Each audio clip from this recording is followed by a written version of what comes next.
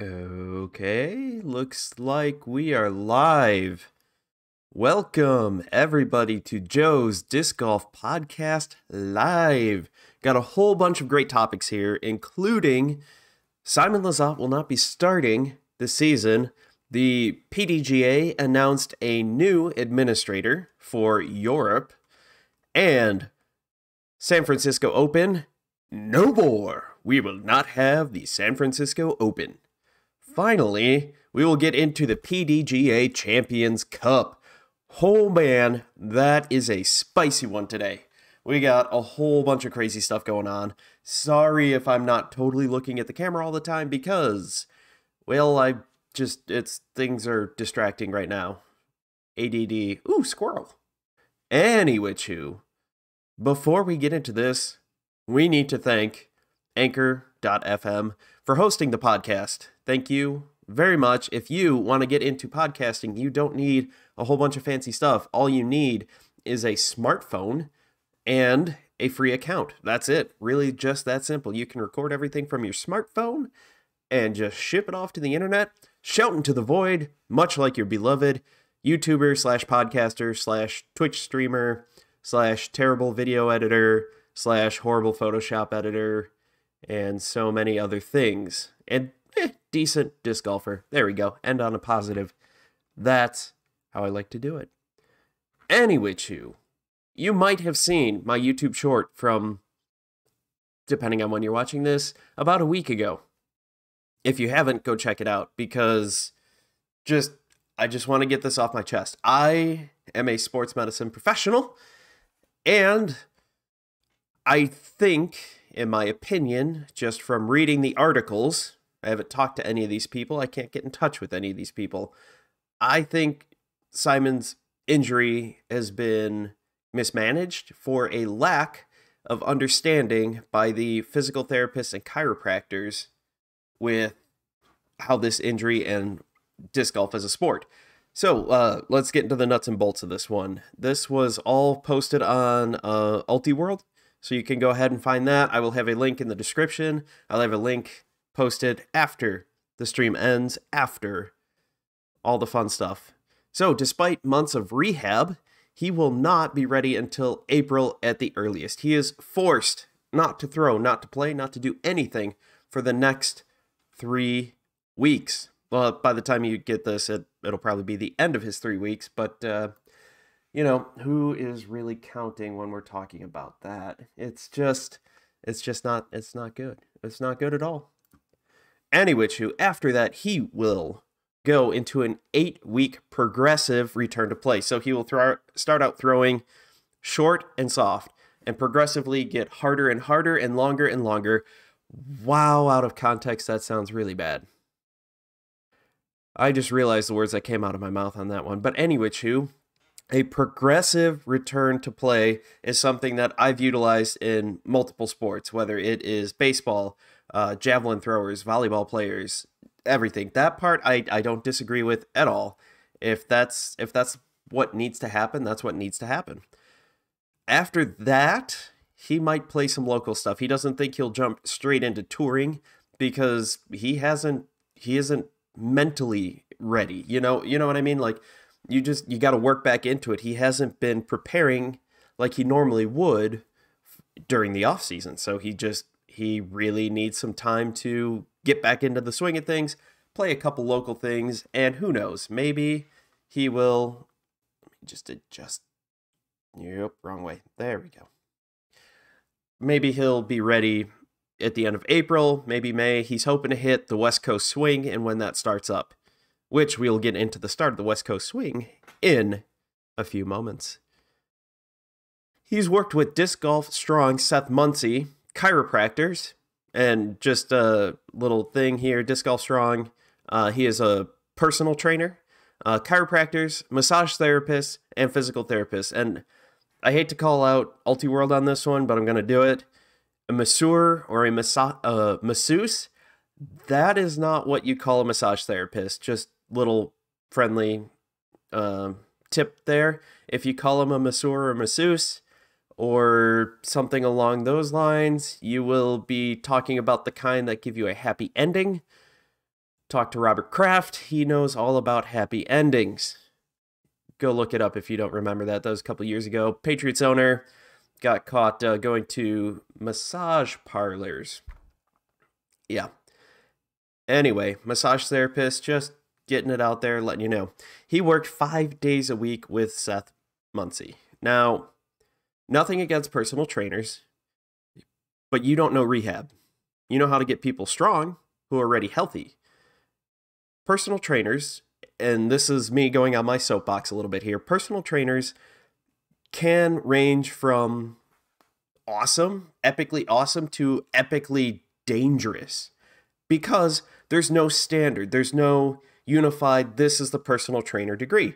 You can, with just a high school degree, take an open book test, even if there is even a test, and just go ahead, pay someone $200, and boom, you're a personal trainer. That's it.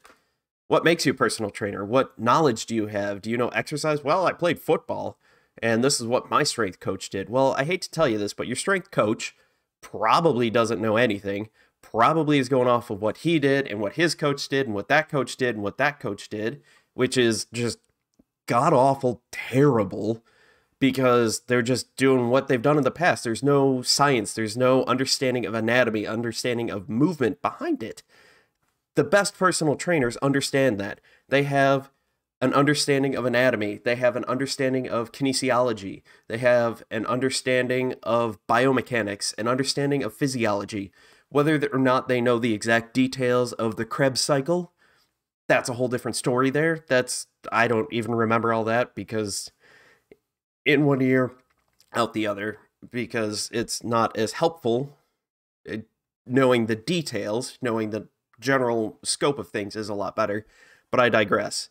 So I don't know what kind of certification he has. I'm hoping that he does have qualified certifications there, but that does not mean that he's qualified to work with injured athletes for rehab. That is the job of athletic trainers, physical therapists, occupational therapists. We all have our own lanes. There is some crossover, but for the most part, those are different populations, generally speaking. For the most part, generally speaking, physical therapists work geriatrics and general population. Athletic trainers typically work with athletes and industrial. Occupational therapists try to get people who have maybe some sort of disability. They don't have full function in their arm anymore after a stroke. And instead of the big difference between OT and PT, PT will try to get you back to what you were before. OT will get you to be able to function like you did before. Big distinction there. Now, you have a stroke, you don't have full use of your arm, you have some use. OT will help you figure out strategies, how to best utilize that to be able to function on a normal day. You have a broken arm and you go to physical therapy and it's going to be strong and it's going to be just like new at the end, hopefully. Athletic trainers kind of have that physical therapist-ish, but we specifically work with athletes and have a better understanding of high-level play and return to that. So I think Simon Lizotte would benefit from working with an athletic trainer. End of rant, end of soapbox, just a different... That's it. So anyway, he was going to see this guy 5 days a week. He was going a couple days a week to chiropractors, massage therapists, and physical therapists. Pain would decrease, but it still persisted. This is considered an overuse injury. On my short, you heard me talk about where it could be that. It could be an overuse injury where it is specifically the elbow that hurts, or it could be something somewhere else that hurts. Fun fact, the body doesn't always know how to interpret pain. It is sometimes confused. If you've ever heard, someone's having a heart attack, their left arm hurts. Fun fact, their left arm does not hurt. That is called referred pain. Something that can happen is you can have a muscle knot or some issue in the shoulder blade, and it can affect bicep pain. It can mimic bicep pain, and you can think it's a bicep issue. It's a bicep tendonitis, but it's not. It is something wrong with your shoulder blade. easily overlooked, understandable. Just, I hope that was screened and made sure that that is not an issue. MRIs and x-rays that he had way back in November all came inconclusive. So whether it is an overuse injury, x-ray, unless he broke something, unless he has a broken bone, won't show anything. Maybe a bone spur, but I doubt that.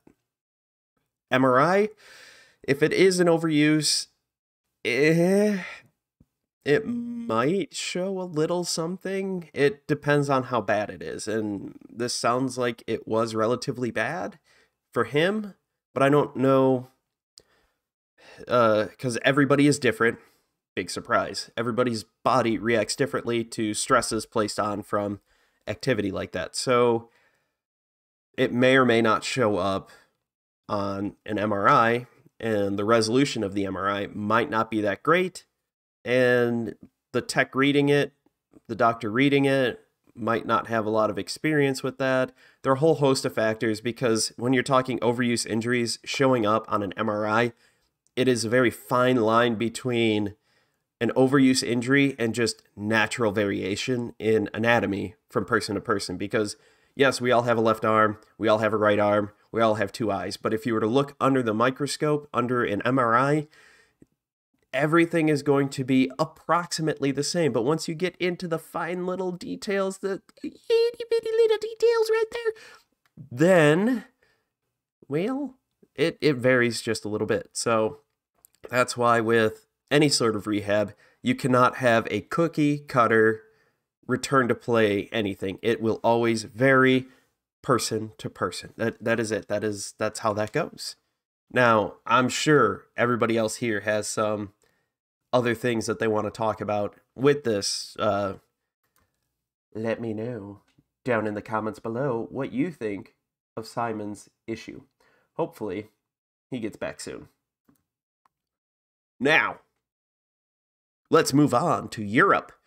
From Simon Lizotte to Europe, which he's European, German?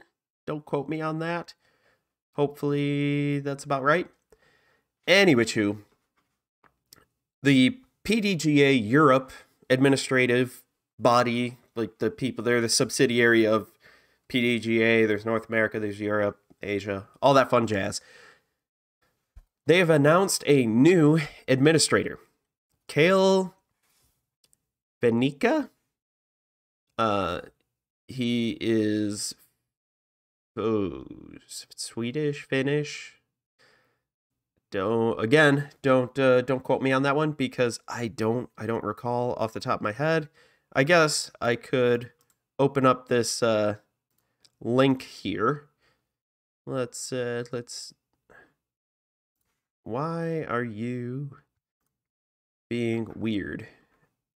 There we go. He is from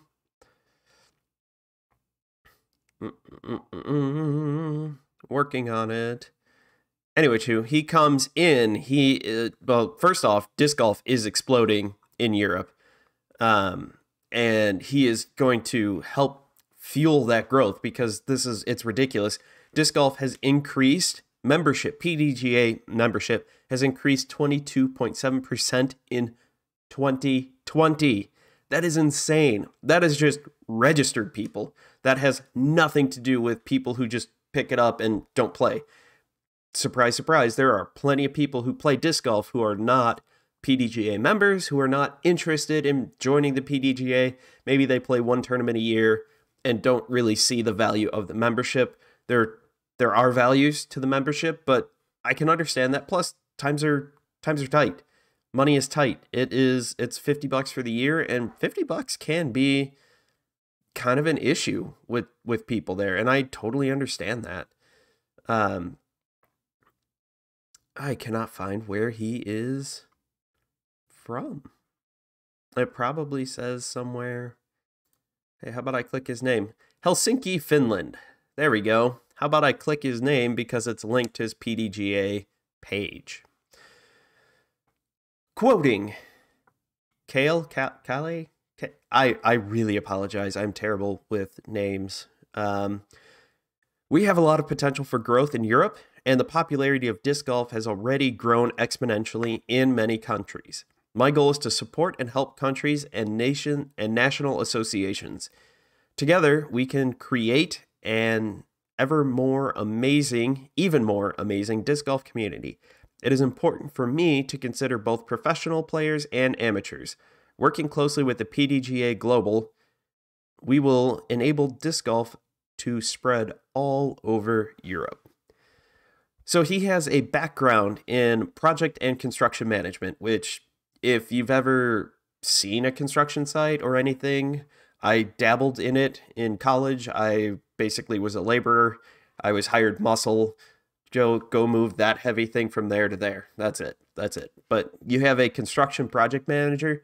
You're coordinating with the guys pouring the concrete, the guys building the frame, the carpenters, the roofers, the heating and air conditioning guys, the plumbers, the electricians. You are the guy or girl in charge of all of that and trying to make that all work. So he is used to a lot of different moving parts, things where you don't know which way's up sometimes. You're like, I don't know. So he's used to all that. He can coordinate with all the different national European associations, all the different European tour stuff, and really just grow that sport. Make it as competitive as, say, golf, like PGA. I keep wanting to throw the D in there, but it's just the PGA. And that would be fantastic if we can get something like, the Ryder Cup equivalent in disc golf and just have it there where it's just the US and Europe fighting it out to see who is the best, which country is the best. USA, yo, what up? Speaking of demographics like that, I want to thank everybody who is subscribed and listening on Spotify.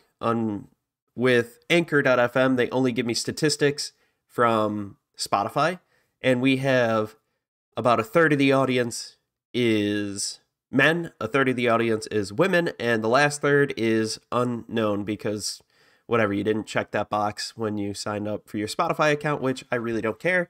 I just thought it was pretty interesting that we're fairly evenly divided of 50-50 men and women. I mean, women getting into disc golf is always the best thing. Anyone getting into disc golf is the best thing. So big shout out to Spotify for sending me those statistics. Hopefully I can find some more on Apple Podcasts and Google Podcasts, Stitcher, all those other different things there. Just gotta get working there. And well, I am a little ADD right now, just jumping around here, there, and everywhere because, well, I am. I don't know. Drugs, man. Not even once. Not even once. I'd be remiss if I didn't talk about Robinhood because that's what all the cool podcasters, streamers, and influencers are talking about right now. Robinhood bad. No, let me make stonks. Trying to make all the stonks in the world. Selling my GameStop and AMC and Dogecoin. Things have gone crazy. If you haven't heard about it, you've probably been living under a rock. And you really, really, really should find someone else who is more qualified to talk about that than me, because I know how to make no money. I know how to lose money. It's like gambling. I know how to lose. Losing's easy. Losing comes naturally. But, that was a cool thing for everybody else to talk about. Now, talking about bad things, let's talk about the San Francisco Open will no longer be in San Francisco or called the San Francisco Open or exist as we know it today. It is gone. Absolutely gone. Gone. It's a woody kind of word. It is now called the OTB Open. Shout out to big OTB people out there. You guys have been growing like crazy. It's been fantastic. It is also now moved to Stockton, California, which, if I read the article and I'm remembering correctly, that's about an hour north. Not really a big deal. You can find all the details. Again, put a link in the description below. Disc Golf, Ultiworld, they have it. This will not be in San Francisco for a host of different reasons, not limited to COVID-19 restrictions. This is their main reason for leaving. They are the strictest restrictions in the country. You're not, if you live in San Francisco, I pray for you. I'm sorry. You are not allowed to mingle with anyone from outside of your household at all. So that's not going to happen. San Francisco is also like LA and New York and Chicago, crazy expensive, ridiculously expensive. So another thing that they're gaining for moving this is money, just by the fact of it's cheaper to go to Stockton. On top of that, you don't have to deal with all the poop. Literally, poop all over San Francisco, which I did find an article posted January 30th-ish, 29th, I don't know, end of January, we'll call it that, where the city council is working hard on a new plan to get people to stop pooping in the streets. We're all adults here. Don't poop in the street. Poop in the toilet. If your dog poops in the street, clean it up. Throw it in the garbage can. Simple. That's it. Don't poop in the street. Stockton also has better cell reception, which that sounds weird. And you might be going, well, you know, why do I have to worry about the cell reception? Who cares? I'm playing disc golf. Well, crazy sounding older viewer, that is all because Disc Golf Network uses hotspots and cell service to broadcast. That's how they do it, because they're not a big international company like CBS or Fox or NBC, ABC, all the big ones like that, where they have their own satellites to broadcast. They use cell service, which is great, especially with 5G now. Not a big deal at all. Although I would not like to see their monthly bill unless they have an unlimited plan, because whew, that's going to be expensive. So there's better cell reception in Stockton, which will equal better coverage quality in terms of the bit rate and stream for Disc Golf Network. I mean, they do great work too, don't get me wrong, but I'm just saying that better cell reception will equal just a better image, period. It is still set for May 14th through the 16th, so that will be exciting. This opens up the West Coast tour, the West Coast swing of the tour. This is where hopefully we will see Simon Lizotte back in action. I'm hoping to see Simon. I really want to see him back. I really do. I really hope that he gets better. And on to the main topic. If you saw the thumbnail, the pros are mixed. It is an all-out civil war over the PDGA Champions Cup.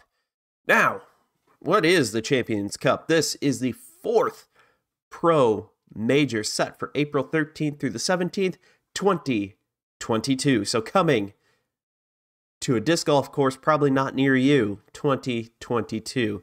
Actually, it will be at the W.R. Jackson course in Appling, Georgia. A lot of pros are excited to go back to the W.R. Jackson course. They're very excited. It's a very great course. This was approved by the board of directors at the end of January.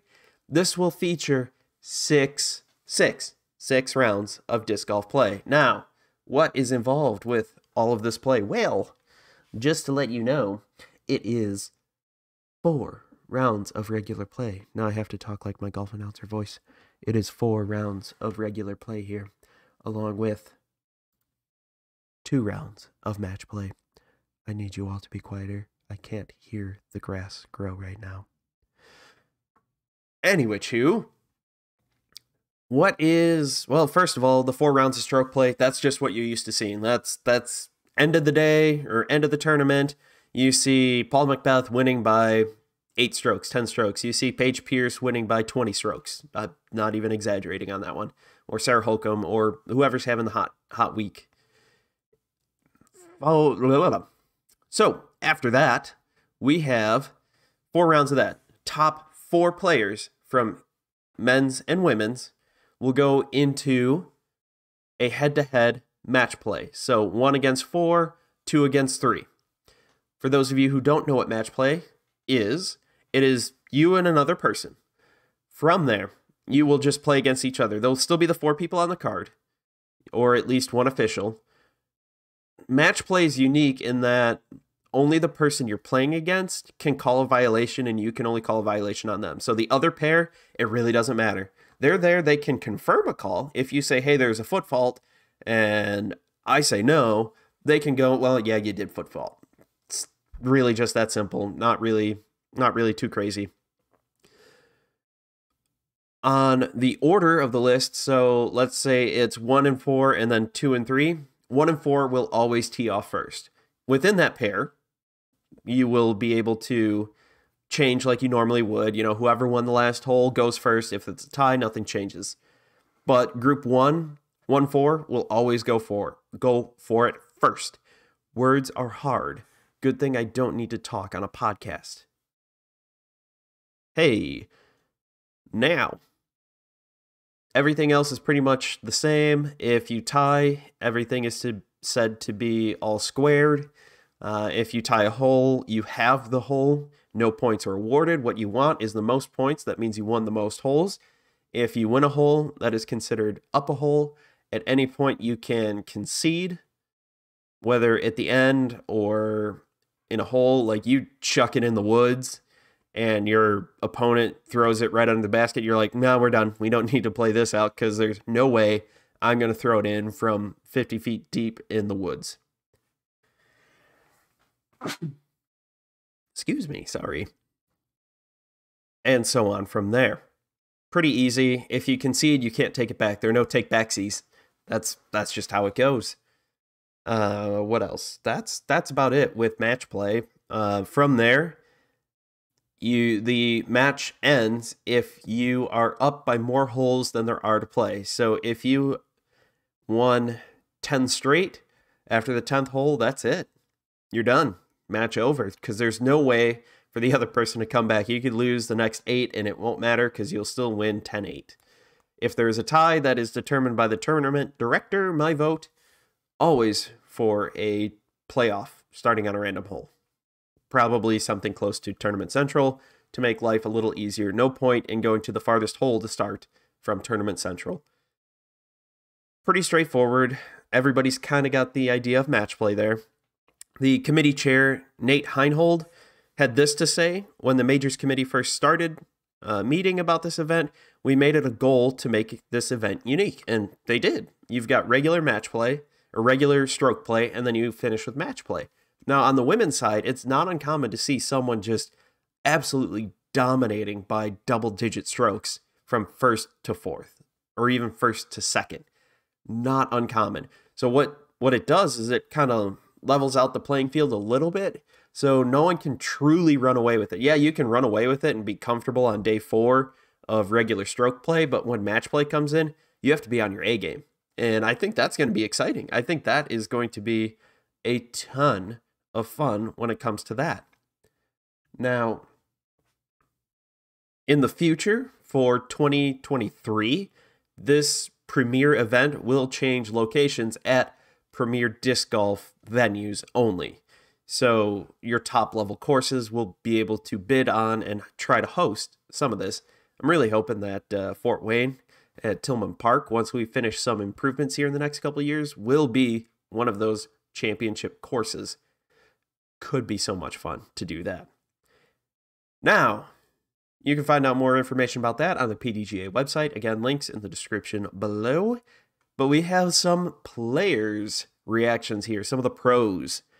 The pros were very happy to go back to W.R. Jackson course. However, they were not happy about the format. Ricky Wysocki had this to say: majors aren't the tournament that we should be messing around with new formats on. I think a format like they're trying to implement should start as a lower level and maybe work it up to being a major. I'm all for a unique format in events in the future, but majors should be regular 3 to 4 round events. Ricky is not happy about that. Eagle McMahon had this to say: happy for the new major, but I'm sorry for this format. I'm sorry, this format is not good. Match play is an exciting format for exhibition purposes, but should not be determining a major champion. Paul Ulibarri, the chairman on the PDGA Pro Touring Players Committee, majors are not to be messed with in sports. There aren't even match play tournaments to practice. There's no warming up for it. This is silly. Concise.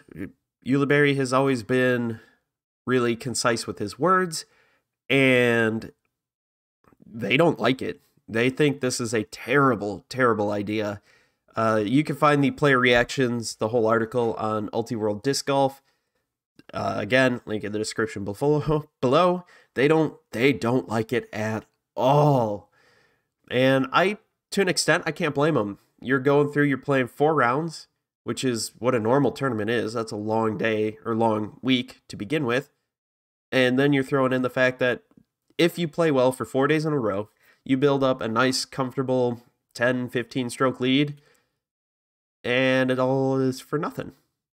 Now, I'm sure, I don't know this for sure, but I bet you any one of those 3 guys or any of the other players who've talked about this, those are the major people that have talked about this.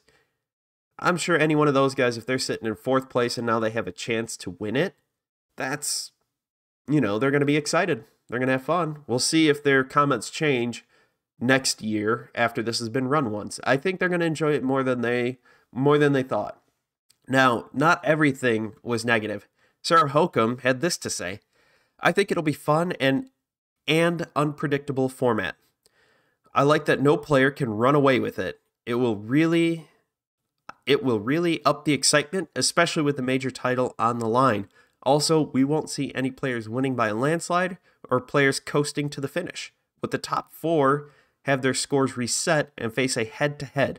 Anything can happen. We could potentially see some breakout major winners in a format like this. Which is true.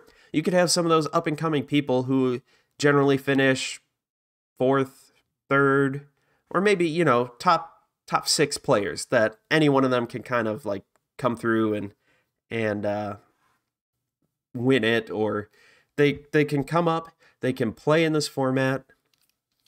Sorry, my allergies seem to be acting up. I've been trapped inside for quite a while with the snowpocalypse that hit us.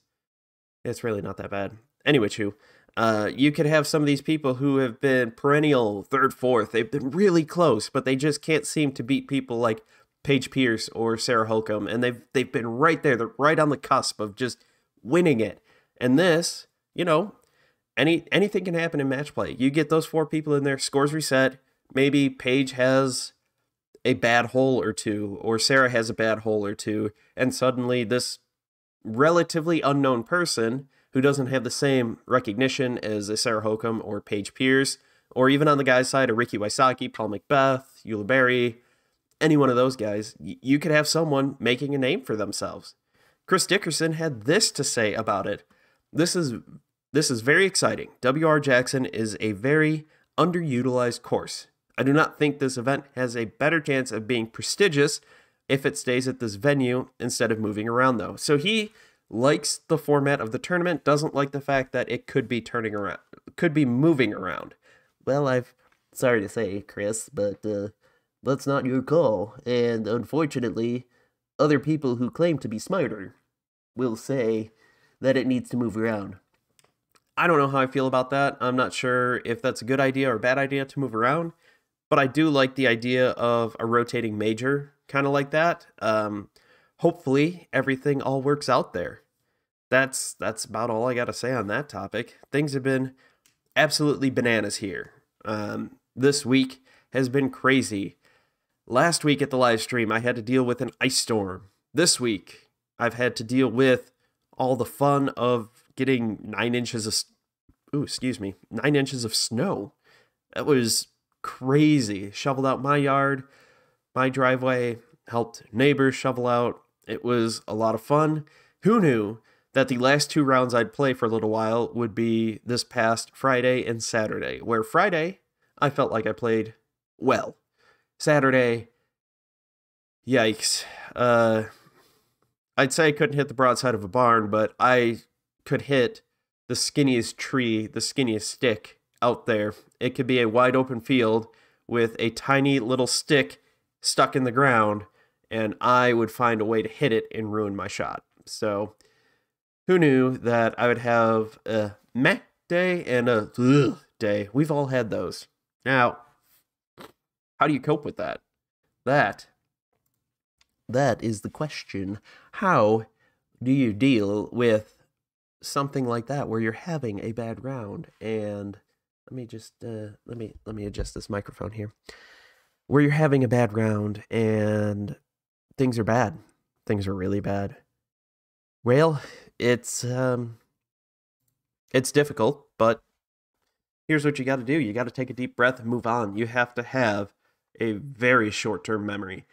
It's easier said than done. Trust me. I completely understand that. It is so much easier said than done because you have to forget that you just messed up that 10-foot putt. You just shanked it into the woods. You missed your line by 10 feet, hit a tree, and Lord knows where your disc went.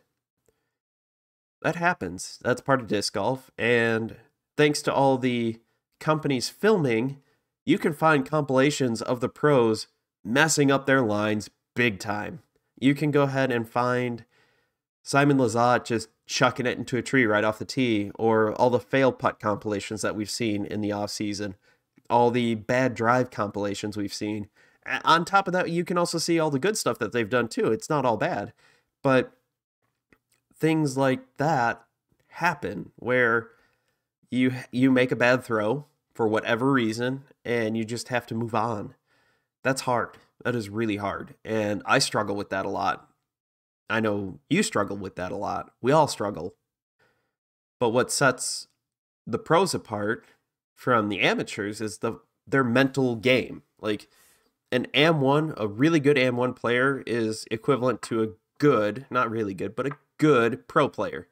You just might not choose to go pro, which, whatever. Hey, I like winning the plastic. Winning money is cool, but winning the plastic is fun and way easier for taxes. Their mental game is very strong, and I'm trying to come up with ways to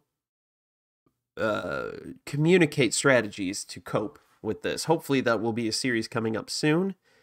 Right now I'm currently working on shorts based around match play and how that works.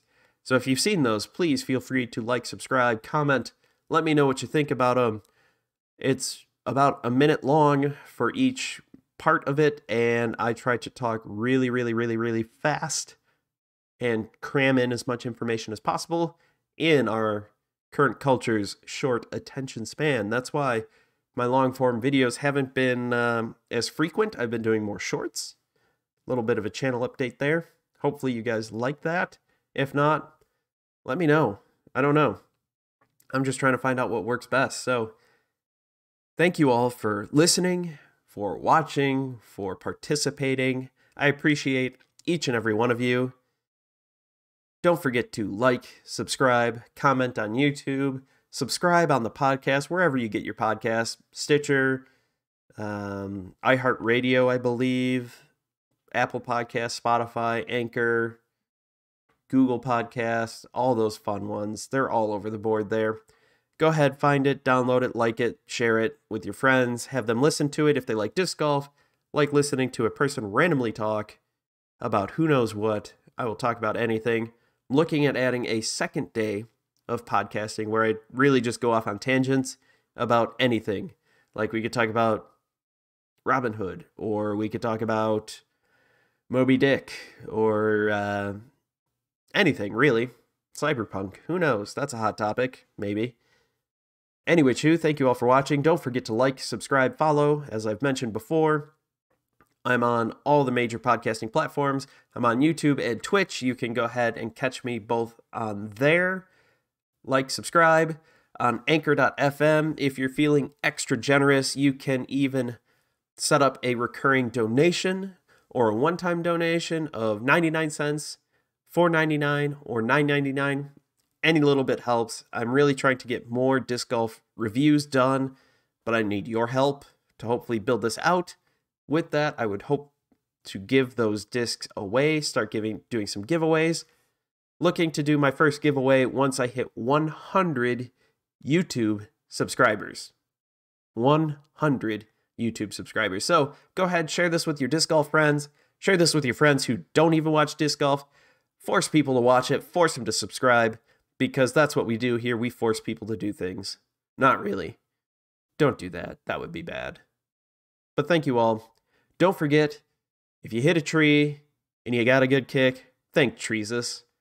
If you kicked off deeper into the woods, reflect, because you probably did something wrong. You probably deserve that bad kick. So thank Treesus. Have a positive attitude when you go out and play. Just have fun. I've been Joe. You've been awesome. Thanks for watching. Thanks for listening. And I can't wait to see you all next week.